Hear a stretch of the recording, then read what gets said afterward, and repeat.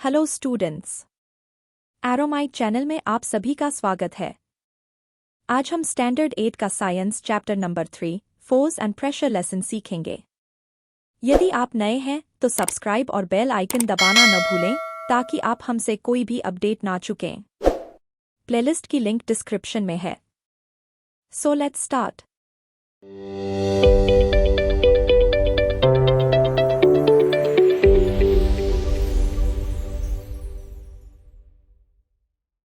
क्या आप किसी स्टेशनरी ऑब्जेक्ट को याद कर सकते हैं?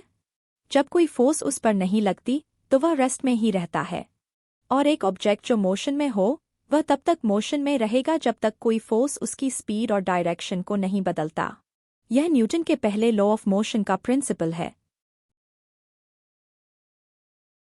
सोचो, एक कार जो आगे बढ़ रही हो जब कोई उसे पीछे से धक्का देता है, या एक कुत्ता जो अपने मालिक से लीश के जरिए खींचा जा रहा हो, या एक लड़का जो फुटबॉल को फील्ड में किक करता है। इन सब में क्या कॉमन है? इन सभी केसेस में ऑब्जेक्ट्स के बीच डायरेक्ट इंटरैक्शन से फोर्स लग रही है। अब एक और सिनारियो को एक्सप्लोर करते हैं। सोचो, आयरन नेल्स को मैग्नेट अट्रैक्ट कर रहा है, या एक कोकोनट पेड़ से ग्रेविटी की वजह से गिर रहा है। यहाँ क्या हो रहा है? यहाँ पर भी फोर्सेस हैं, लेकिन ऑब्जेक्ट्स को छूने की जरूरत नहीं होती।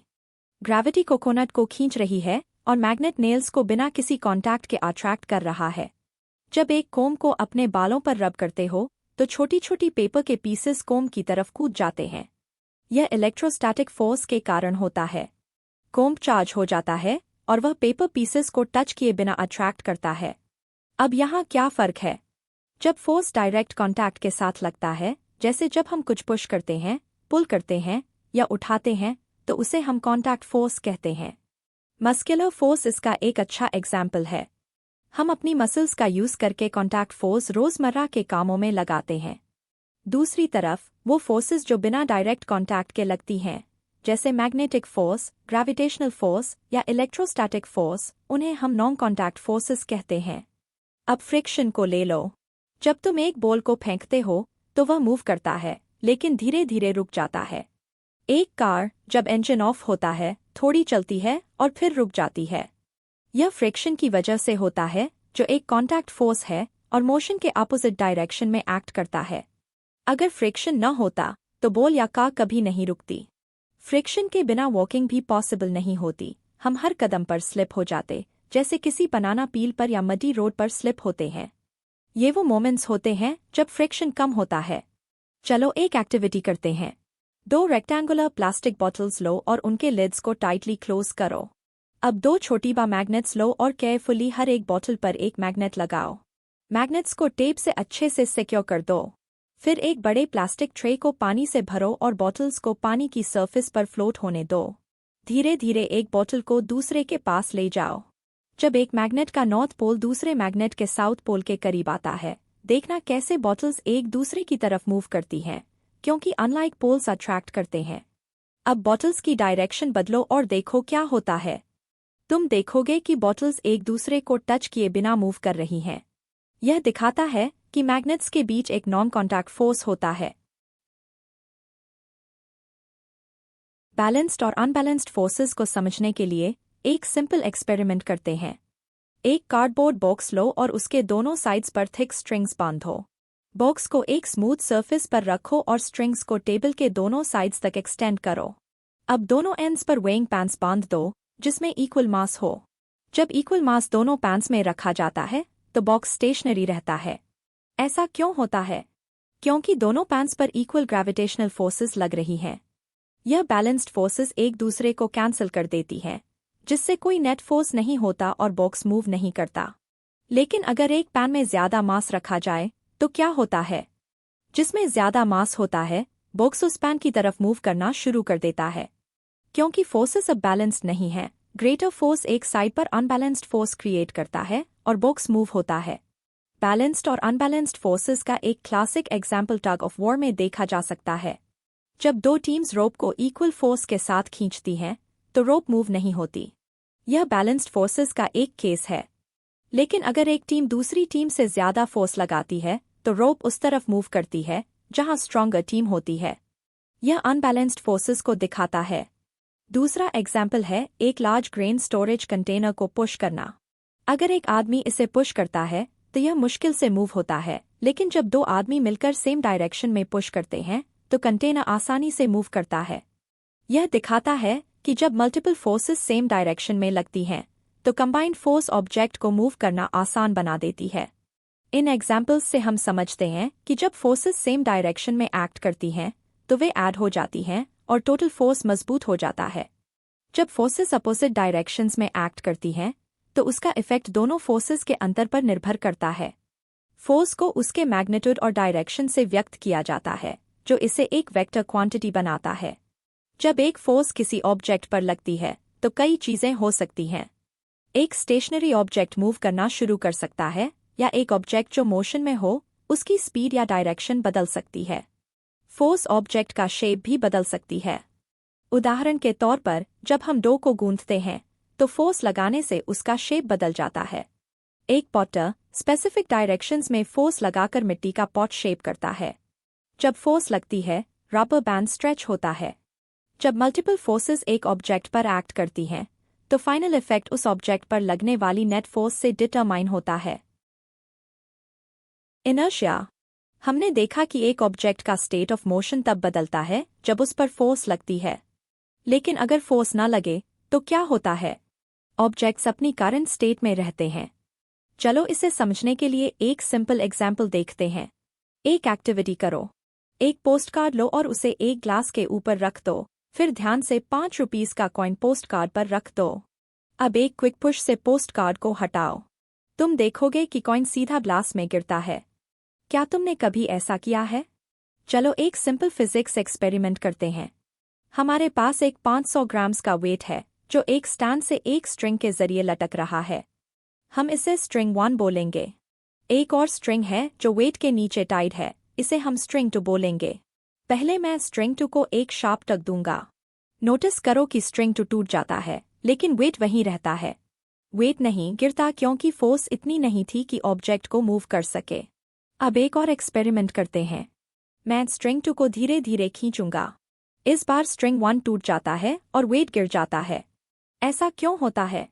क्योंकि धीरे धीरे खींचने से स्ट्रिंग 1 में टेंशन बिल्ड होती है जो उसकी लिमिट को एक्सीड कर देती है और वह टूट जाता है। यह एक अच्छा तरीका है यह समझने का कि कैसे फोर्सेस और टेंशन ऑब्जेक्ट्स पर डिफरेंट सिचुएशंस में एक्ट करते हैं।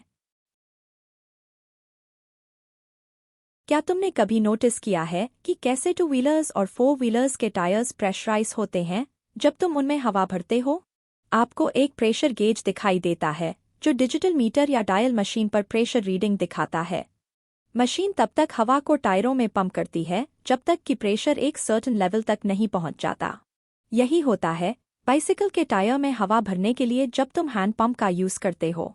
तुम पंप को पुश करते हो, फोर्स लगाते हो और वह फोर्स एयर प्रेशर को बढ़ाता है जो हवा को टायर में पुश करता है। लेकिन इससे एक सवाल उठता है, क्या फोर्स और प्रेशर कनेक्टेड है?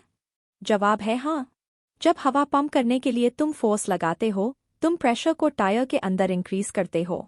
फोर्स और प्रेशर का यह कनेक्शन ही हवा को टायर में मूव करता है।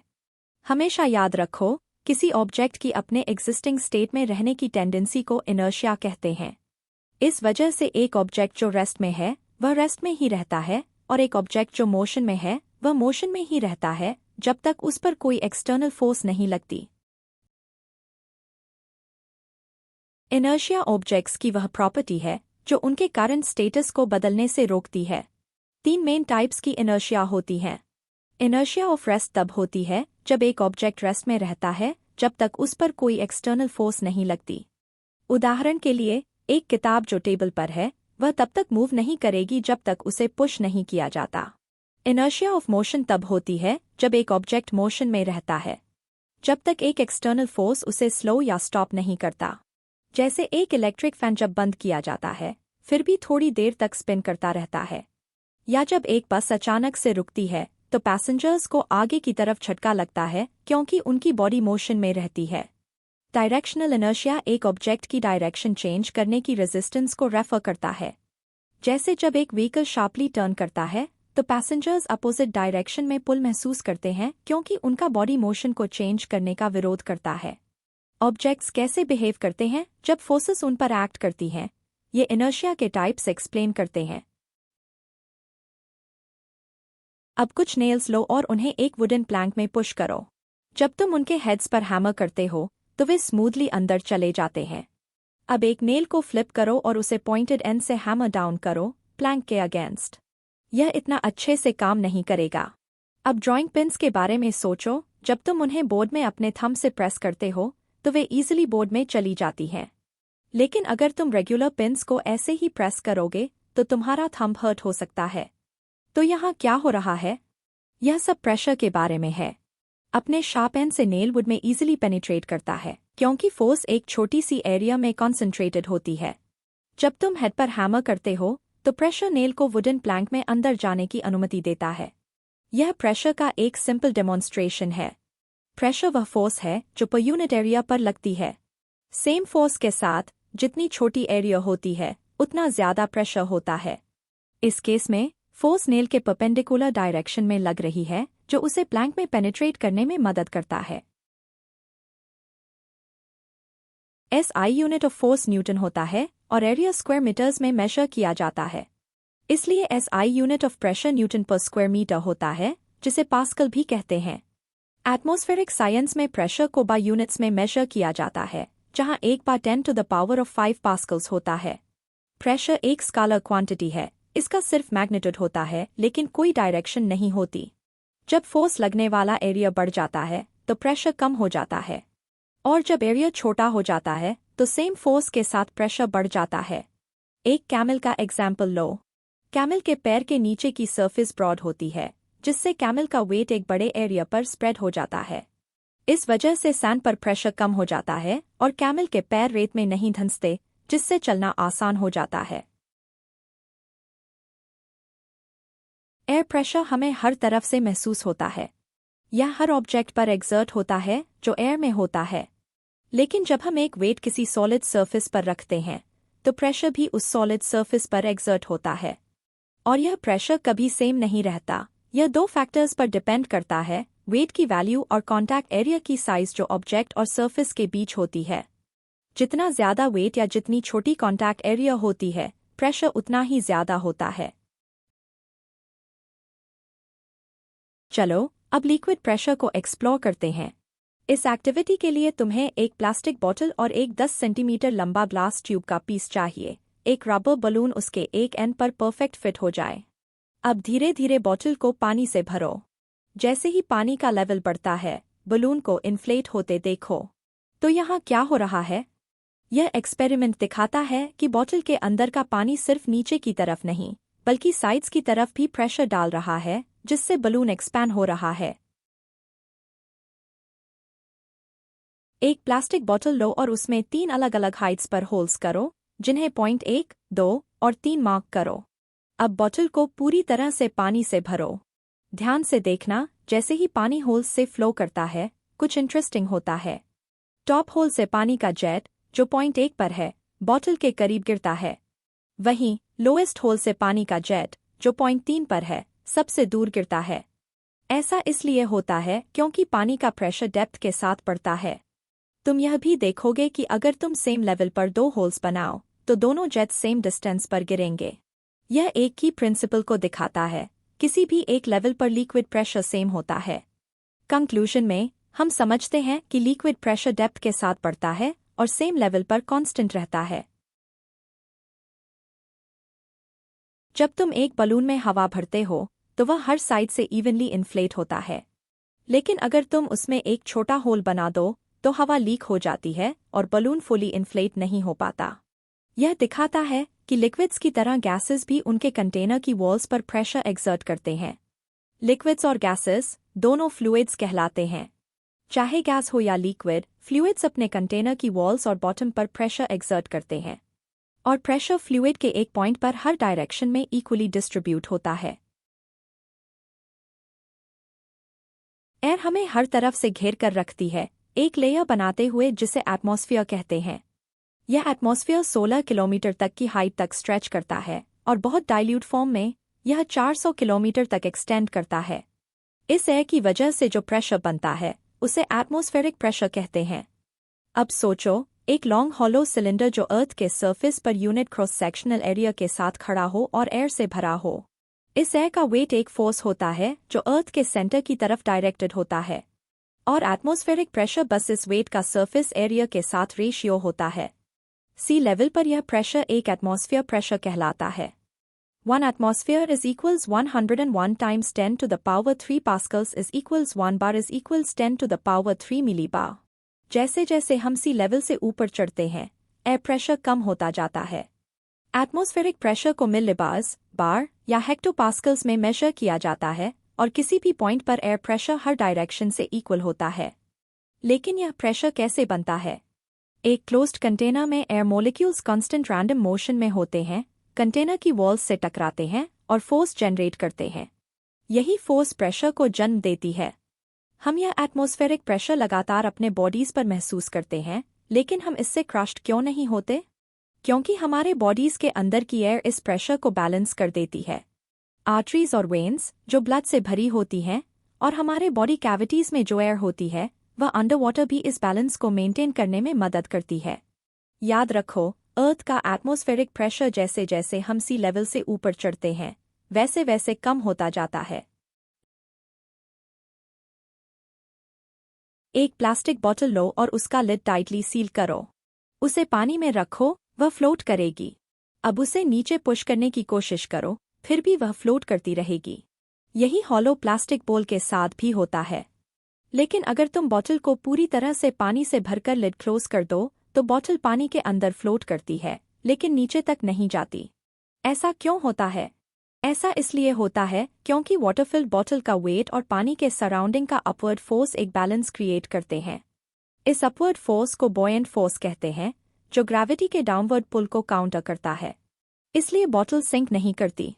यह सब ग्रेविटी और बॉयंसी के बीच बैलेंस का खेल है। एक थिन एल्यूमिनियम शीट लो और उसे पानी में डिप करो। क्या होता है? वह सिंक करती है। लेकिन अगर तुम उसी शीट को एक छोटी बोट की शेप में बना दो और उसे पानी की सरफेस पर रखो, तो वह फ्लोट करती है। स्ट्रेंज लगता है ना? एक आयरन नेल पानी में सिंक करता है, लेकिन एक मैसिव स्टील शिप फ्लोट करती है। क्यों? इसका जवाब बॉयंसी में छुपा है। जब एक ऑब्जेक्ट लिक्विड में डूबा होता है, तो एक बॉयंट फोर्स उसे ऊपर की तरफ पुश करता है, जो ऑब्जेक्ट को हल्की फीलिंग देता है। तुमने कभी नोटिस किया है कि समुद्र में स्विम करना फ्रेश वाटर के कंपैरिजन में आसान होता है?